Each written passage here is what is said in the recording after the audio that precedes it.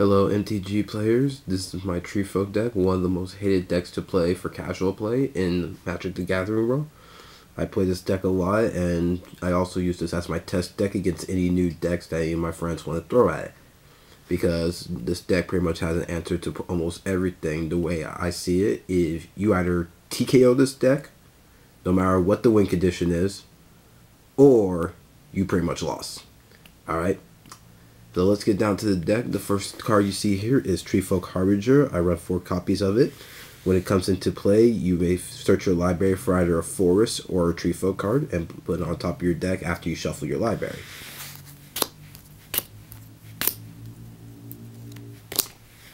Next card you see in front of you is Bosk Banneret.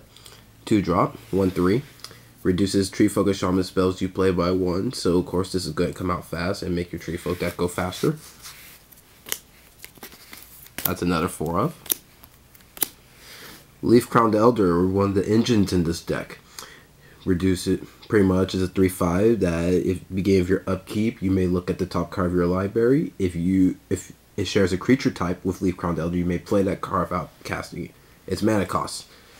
And pretty much you're going to get free trees pretty fast. So this is definitely one of the problem cards in the deck. But if you've seen the deck before, you know this isn't just the only problem card. Here's 4 of them.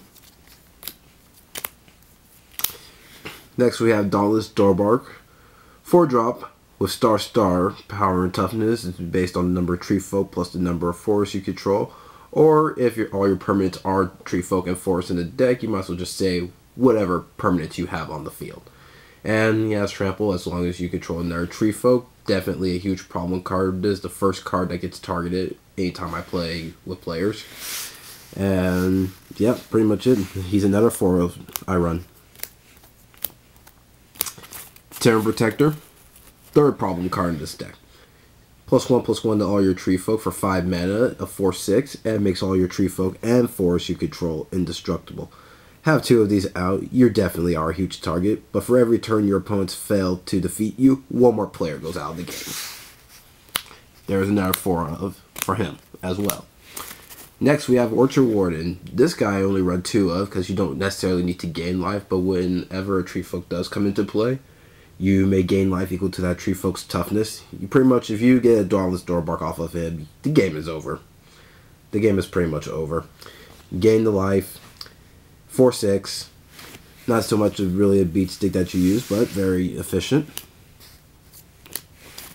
The last green creature in this deck being Wolffall Primus. 8-drop, 6/6 with trample. If it pretty much hits, you destroy one of your opponent's permanents, and he has persist. So pretty much when it comes into play, destroy target non-creature permanent. Only 1 of him. Indomitable Ancients. Why would I run this? Pretty much it's a 2/10, but there's another reason why I run him. Only with no abilities, but 2 of him, and you're just about to see why. I run Doran the Siege Tower in this deck. 0/5, also known as The Rock. Pretty much 5/5 for 3 mana. That's what everyone calls them also. But every creature assigns combat damage by its toughness instead of its power. And Treefolk have toughness over power, except for Dorbark. Only 2 of them. Mind Shatter. I say this to everyone. If I Mind Shatter you, you lose. That is all you need to know. Target player discards X cards at random. Consume the Meek. Destroy every creature with converted mana cost 3 or less. In a Treefolk deck, considering your only real converted mana cost 3 or less creatures are the Banneret and Treefolk Harbinger, not going to bother, but when they're indestructible, I think it's really an issue. 3 of these. Maelstrom Pulse. Destroy target permanent and all permanents with the same name as it. Going up against the live tokens, by all means, ditch them all in one sweep. It has happened. Very efficient. And it does get rid of permanents that you don't want to see that your opponent has. 4 of them. Verdant Catacombs. Pretty much fetch any land out of your deck other than the Catacombs itself. Tap, pay 1, sacrifice it, search for a forest or swamp. Every card in the deck is a forest. There's 4 of these right here. Run 4 Overgrown Tombs. Comes into play tapped unless you pay 2 life. Produces either black or green. It's considered both a swamp and a forest. 4 of those. Run 4 Murmuring Bosk, which produce either green. They also produce black and white, but if you produce black and white with them, you receive 1 damage from Murmuring Bosk. Not really so much an issue when Orchard Warden's recovering your life every turn. That's another 4 of. These are all 4s.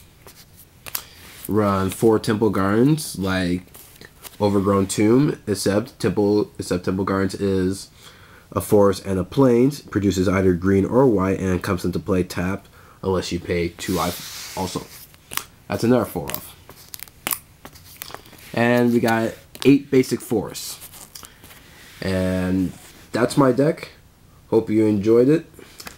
I do have a sideboard, but the thing is, when you're running all 3 colors, your sideboard has infinite possibilities. So anybody who wants to make the deck, by all means, best of luck. And I love this deck.